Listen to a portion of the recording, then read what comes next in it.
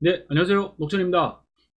저번 시간에 백프로퍼게이션을 하기 전에 조금의 그 이해를 돕기 위해서 좀 다른 그 개념 설명을 조금 드렸었는데 좀 이해가 되셨는지 모르겠네요. 괜히 그 로그 함수를 써가지고 더 복잡하게 생각을 만들어 드린 건 아닌지 모르겠는데, 자, 이번에 어차피 그 앞에서 보셨던 걸 가지고 지금 이제 일반화를 해서 한번 다시 보도록 하겠습니다.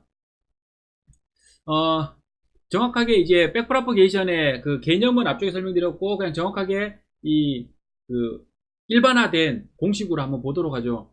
만약 어떤 f라는 함수가 하나 있는데 이 f라는 함수가 x 플러스 y의 z라고 만약에 했을 때, 자, 그러면 이거를 이제 한번 백프로퍼게이션으로 한번 영향도를 한번 찾아보자는 거죠. 그러니까 어떤 f라는 값이 나오면 그 f라는 값을 만들어낼 때 x는 얼마만큼의 영향을 줬으며 y는 얼마만큼의 영향을 줬으며 z는 얼마만큼의 영향을 줬을까를 계산을 한번 해보자라는 뜻입니다. 이게 백프로퍼게이션이라는 게 결국은, 그러니까 앞쪽에 최종 결과물이 나왔을 때, 그죠? 이 결과물에 어떤 에러 값을 계산한 다음 이 결과물을 만들어내는데 각각의 뉴럴 네트워크이죠. 뉴럴 네트워크가 얼마만큼의 영향을 줬는지를 계산하자라는 얘기거든요. 그러면 얘를 우리 고등학교 때 했던 그 기억나시는지 모르겠는데 합성함수 있잖아요. 그러니까 예를 들면 얘 같은 경우는 지금 이렇게 표현할 수가 있죠. f g, 만약에 g라는 함수를 가운데 하나 더 끼워 넣는다라고 하면 x, y, z라고 볼 수도 있는 거죠. 그죠?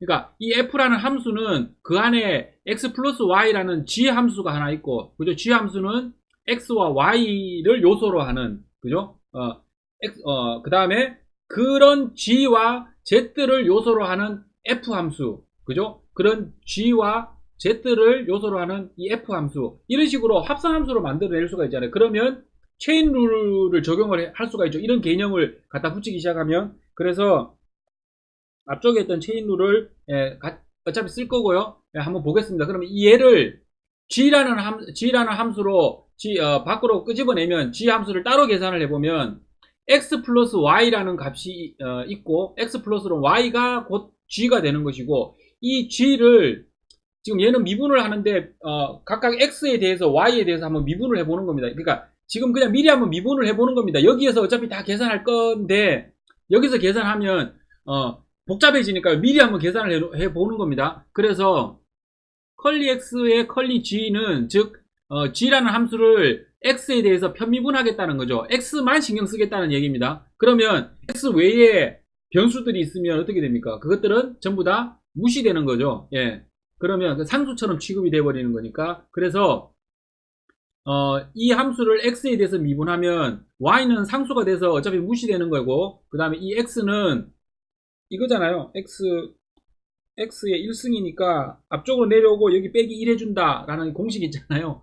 미분 공식, 그거 그냥 써서 바로 하겠습니다. 그러면 얘가 앞쪽으로 내려왔으니까 1 되고 1-1은 0이니까 날아가고, 그래서 결국은 1이 되는 거죠. 그죠?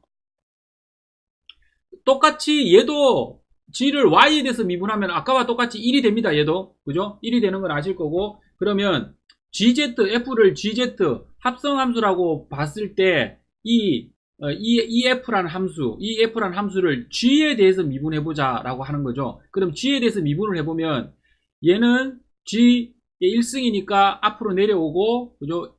그 다음에 그래서 g는 없어지고 1 곱하기 z가 되잖아요. 그래서 결국 z만 남습니다. 그리고 z분의 f, 즉 이 f라는 이 함수를 z에 대해서 편미분해봐라 라고 하면 결국은 얘도 z는 날아가고 g만 남게 되잖아요. 그죠? 예, 여기는 더하기이기 때문에 와 곱하기일 때 편미분할 때 그 항을 다루는 방법이 틀리죠. 어쨌든 그렇게 미분해서 이렇게 결과가 나왔다고 치고, 자, 그럼 요거를 밑에 이제 그림을 한번 보실 수가 있는데, 한번 보시면 얘는 그러니까 텐서플로우가 하고 있는 거랑 똑같습니다. 텐서플로우에서 우리가 왜 그래프를 그렸잖아요. 제가 텐서플로우 1 가지고 한번 보여드렸었고, 앞쪽에서 계속 보여드렸었던 거였고, 자, 그러면 그래프를 그리는데 x 플러스 x, y, z라는 세 개가 참여하는 어떤 함수가 하나 있는 거죠. 그랬을 때 얘는 먼저 x와 y를 먼저 더해야 되죠.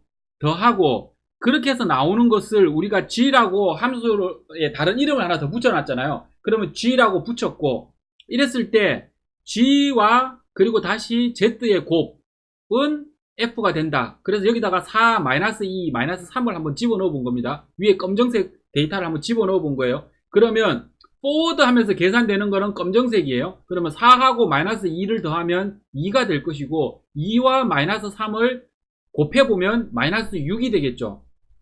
그랬을 때 여기, 그죠? 앞쪽에 얘기 드렸던 것처럼 로컬 그레디언트는 forward 하면서 forward로 계산해 나가면서, 그죠? forward 여기로 보면 우리가 봤던 공부했던 걸로 보면 forward feed 할 때 계산이 될 수가 있어요. 그죠? 왜 그러냐면 보세요.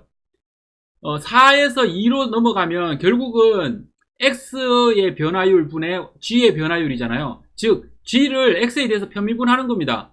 근데 왜 편미분이냐 하면 이 g라는 함수는 안에는 x와 y 두 개가 있는데 그 중에 y는 신경 쓰지 않고 x만 신경 쓴다. 그럼 제가 앞쪽에 설명드렸던 것처럼 로컬 그레디언트는 딱 둘만 보는 겁니다. 이렇게 그래프를 그려놓은 다음에 이 둘 사이에 변화율을 계산을 해보자라는 겁니다. 그게 제일 일단은 간단하니까. 자, 그러면 x분의 g는 얼마라고 우리가 계산이 됐나? 1이라고 계산이 됐잖아요. 그러면 이게 무슨 의미입니까? 1이라는 의미는 여기에 변화가 1이 발생하면 이쪽에도 변화가 1이 발생한다는 얘기입니다. 즉 얘가 4가 5가 되면 얘는 결과 2는 밑에 y 볼 필요 없이 2는 3이 될 거라는 거예요. 1 차이가 계속 날 거라는 얘기인 거죠. 한번 해볼까요? 얘가 5가 되면 5-2는 어떻게 됩니까? 3이잖아요. 2에서 3까지 1 차이 났잖아요. 그래서 이 편미분의 의미, 즉 변화율이라는 이 편미분을 통해서 요 로컬 상에서 로컬 그레디언트를 구했을 때는, 그러니까 순간 변화율인 거예요. 요 둘 사이의 순간 변화율. 그러면 얘하고 얘 사이도 한번 계산해 보시면 y와 g 사이의 미분은 값은 1이잖아요. 그죠? 그럼 1위로 가면서 미분 1을 구할 수가 있어요. 그러면 얘가 1이 된다는 얘기는 -2에서 플러스 1이 되는 거죠. 그러면 -1이 되는 거잖아요. 그러면 얘는 3이 될 겁니다. 4하고 -1을 더하면 3이 되잖아요. 그죠? 그래서 이런 식으로 되는 거고, 사실은 여기서 보시면 더하기는 무조건 1입니다. 그래서 이 둘 사이가 이렇게 간다는 걸 아실 거고, 곱하기를 한번 해볼게요. 그러면 이렇게 만들어져 있는 g하고 이제 f 사이를 보자는 거죠. 그래서 g하고 f 사이의 변화율은 어떻게 되냐는 거죠. 그러면 g하고 f 사이의 변화율은 z다라고 했잖아요. 그래서 -3이라는 뜻이에요. 그러면 g가 만약에 -3이니까 g가 만약에 1이 변해요. 그러면 f는 -3만큼 변할 겁니다. 자, 보세요. 2가 만약 3이 되면 어떻게 되나요? 3 곱하기 -3 하면 어떻게 되나요? -9가 되잖아요. 아까 봤던 그 변화율을 가지고 계산해 봤을 때도 -3만큼 차이가 난다라고 계산이 되잖아요. 그죠? 그러니까 -9. 이쪽 상에서도 똑같이 로컬 그레디언트는 요 둘 사이의 변화율을 얘기하는 겁니다. 자, 그랬을 때 다시 보시면, 그러면 이제 그랬을 때 거꾸로 계산해 놓은 겁니다. 이게 보시면 먼저 이거부터 해보는 게 편하겠네요. 자, 1이라고 얘는 되죠. 얘가 -6이 다시 자기 자신으로 변하는 거, -6이 -6으로 변하면 어차피 여기 끝은 1일 수밖에 없어요. 마지막은 어쨌든 1인 거예요. 자, 마지막이 1이라고 봤을 때 이 각각이 얼마만큼 변하느냐, 그죠? 영향을 받느냐, 영향을 주느냐, 받느냐라고 볼 수도 있고, 거꾸로 보면 주느냐도 볼 수 있고, 어쨌든, 자, 그러면 앞에서 했던 거랑 똑같죠? 그럼 이 둘 사이에는 어떻게 됩니까? 이미 로컬 그레디언트가 여기서 계산이 됐잖아요. 그래서 2하고 -6 사이가 아까 전에 앞에서 봤던 g하고 f 사이는, g하고 f는 z라고 계산이 되었잖아요. z. 그래서 여기는 -3. 그죠? gf는 -3입니다. 그 다음에 zf 사이는 어떻게 되나요? z분의 f. z분의 f는 g라고 계산이 됐잖아요. 그러니까 g, 2. 여기에 2가 적히는 거죠. 그래서 곱하기는 사실 이게 두 개가 값이 바뀝니다. 해보면. 그리고 어쨌든 여기서 그렇게 계산됐을 때 다시 4하고 2 사이에는 x하고 g 사이의 로컬 그레디언트는 얼마입니까? 얘는 여기에서 로컬 그레디언트 -3 먼저 구했잖아요. 그죠?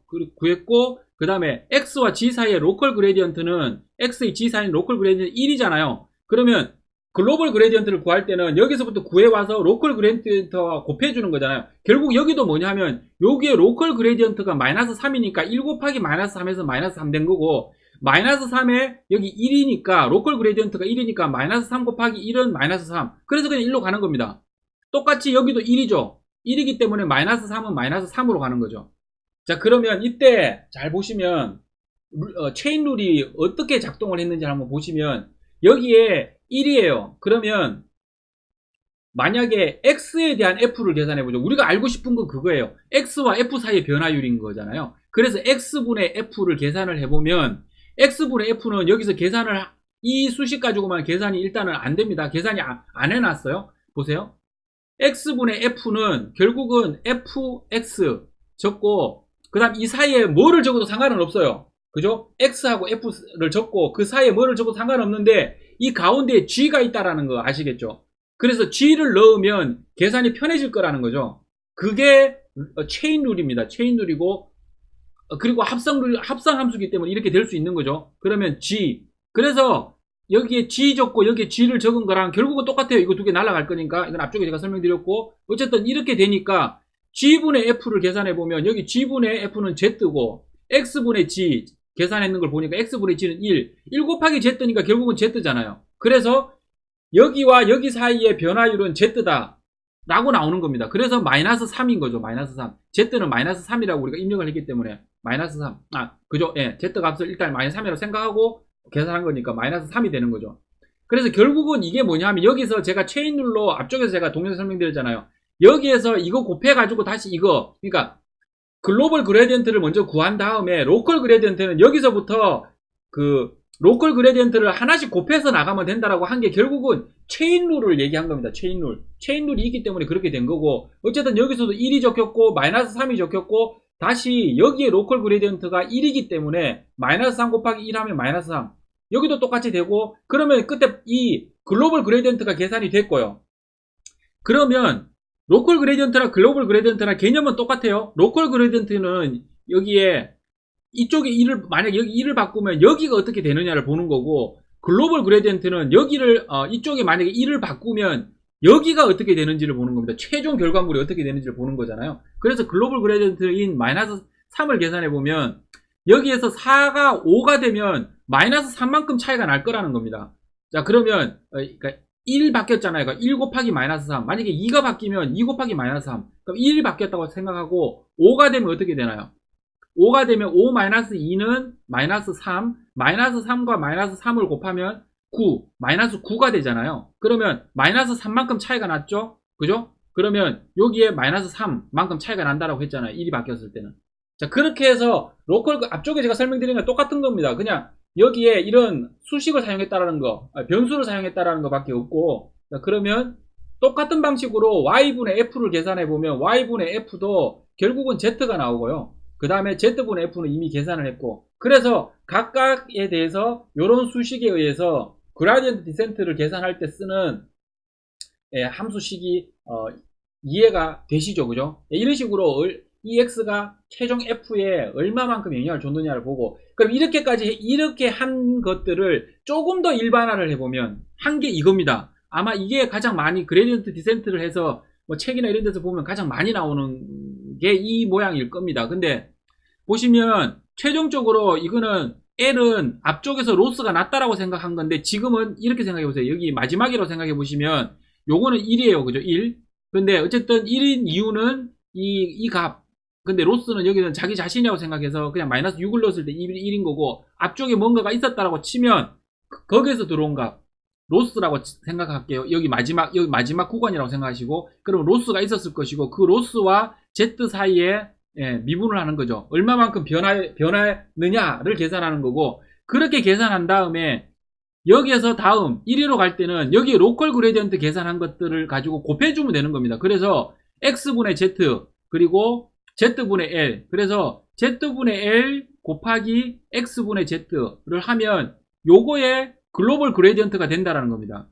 얘 또한 마찬가지고요. 보시면 그냥 곱해 놓은 것밖에 없고요. 그런 상황에서 얘가 이 동그라미랑 같아져서 이 앞에 그러니까 예를 들면 여기까지 왔어요. 이게 이 동그라미가 이 동그라미예요. 그럼 이 앞에 있는 여기에 또 얼마나 영향을 미쳤는지 계산을 해야 되잖아요. 그러면 그거는 다시 이 동그라미가 요 동그라미로 생각하시면 똑같죠?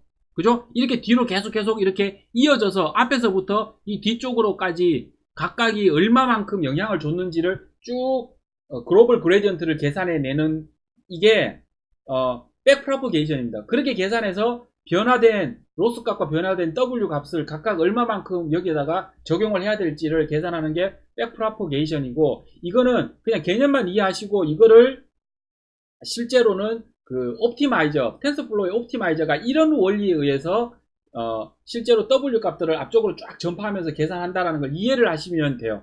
그래서 이걸 이해를 하시면 이랬을 때 문제가 있습니다. 이걸 이해가 돼야 되는 게, 그러니까 이걸 꼭 이렇게 수식까지 다 이해하고 뭐 외우고 막 이럴 필요는 없어요. 그냥 그런 원리구나 정도까지만 계산할 필요도 없고 이해만 하고 있으면 이 뒤쪽에 이제 뉴럴 네트워크에서 쓰는 함수들의 어떤 문제점들이 있어요. 그래서 문제점들을 수정해서 또 다른 함수를 쓰고 또 다른 함수를 쓰는데 그 내용이 이해가 됩니다.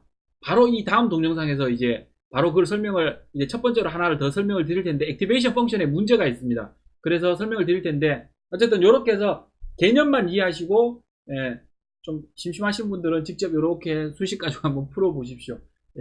이번 영상은 여기서 마치도록 하겠습니다.